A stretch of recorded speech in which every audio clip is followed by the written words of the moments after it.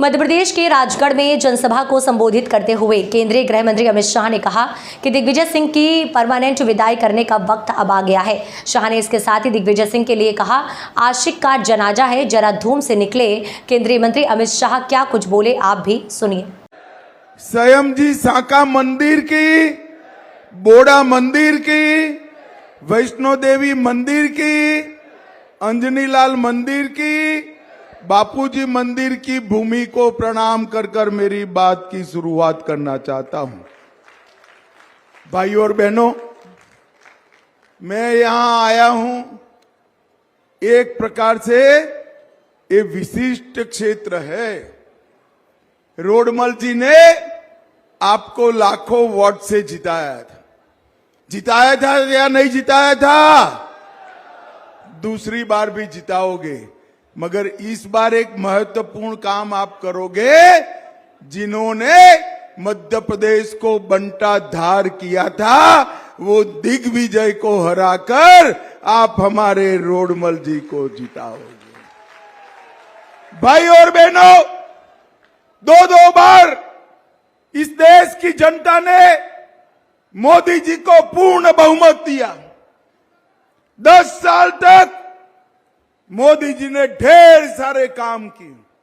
सारे काम अगर मैं गिनाने जाऊं तो 7 दिन की भागवत सप्ताह बैठ जाए, मगर कामों का अंत न आए, इतने काम किए। मगर मैं आज राजगढ़ वालों को कुछ ऐसे काम बताना चाहता हूं जो हजारों साल से देश की जनता जिसकी राह देख रही थी। भाइयों और बहनों, मुझे जरा बताओ, अयोध्या में राम मंदिर बनना चाहिए या नहीं बनना चाहिए? भैया मीडिया वाले सेट कर कर बैठ जाओ जरा।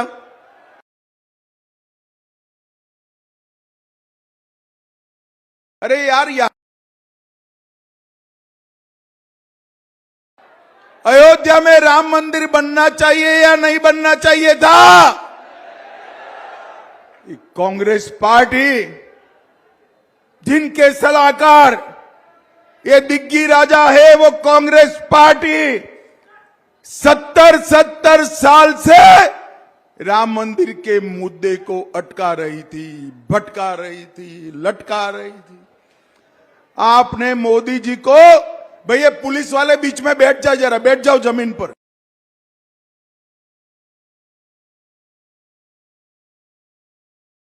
एक कांग्रेस पार्टी 70 साल से राम मंदिर के मुद्दे को अटका रही थी, भटका रही थी, लटका रही थी। आपने मोदी जी को दूसरी बार प्रधानमंत्री बनाया, 5 ही साल में केस भी जीता, भूमि पूजन भी किया और 22 जनवरी को प्राण प्रतिष्ठा कर कर जय श्री राम कर दिया। करोड़ों भक्त जिस घटना की राह देखते थे, और मोदी जी ने ठीक ही कहा है, ये 1000 साल का एक पल था भाइयों, 1000 साल का एक पल था।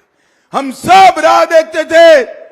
रामलल्ला टेंट से निकलकर भव्य मंदिर में बैठे और एक कांग्रेस पार्टी के शाहजादे राहुल बाबा, जानते हो ना राहुल बाबा को? अरे जानते हो या नहीं जानते हो भाई? ये राहुल बाबा को निमंत्रण भेजा, प्राण प्रतिष्ठा में आइए, मगर राहुल बाबा नहीं गए। क्यों नहीं गए भाई बताओ? दिग्गी राजा भी नहीं गए। क्यों नहीं गए? वो उनकी वोट बैंक से डरते हैं, वोट बैंक से डरते हैं। भाई और बहनों, जिनको निमंत्रण मिलने के बावजूद ना मंदिर गए, ना अयोध्या गए, ये लोगों को कभी माफ नहीं किया जा सकता, कभी माफ नहीं। भाई और बहनों, मुझे बताओ राजगढ़ वालों, ये कश्मीर जो है हमारा है या नहीं है? अरे जोर से बोलो भाई, है या नहीं है? ये कांग्रेस के अध्यक्ष खड़गे जी कहते हैं राजस्थान एमपी वालों का कश्मीर से क्या लेन देन है? अरे खड़गे महाराज, इस देश को आप नहीं जानते हो। राजगढ़ का बच्चा बच्चा कश्मीर के लिए अपनी जान दे सकता है, जान दे सकता है। भाई और बहनों, 70 साल से कांग्रेस पार्टी धारा 370 को अपने अनौरस बच्चे की तरह संभाल कर बैठी थी। इसके कारण आतंकवाद बढ़ता था, कश्मीर के अंदर तिरंगा नहीं लहराया जाता था। मोदी जी ने 5 अगस्त 2019 को कश्मीर से धारा 370 को समाप्त कर दिया। और भाई और बहनों, आज हमारा कश्मीर भारत माता का मुकुटमणि बनकर समग्र विश्व के साथ तिरंगे के साथ सम्मान से खड़ा है। ये नरेंद्र मोदी जी ने किया है।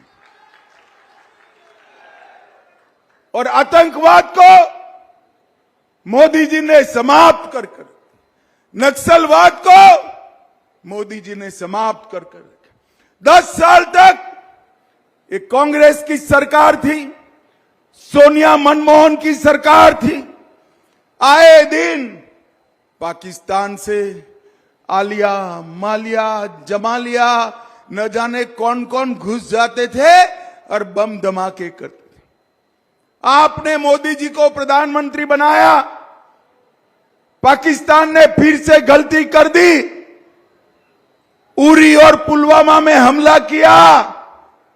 मगर ये पाकिस्तान वाले भूल गए कि अब भाजपा सरकार है, नरेंद्र मोदी सरकार है। 10 ही दिन में पाकिस्तान के घर में घुस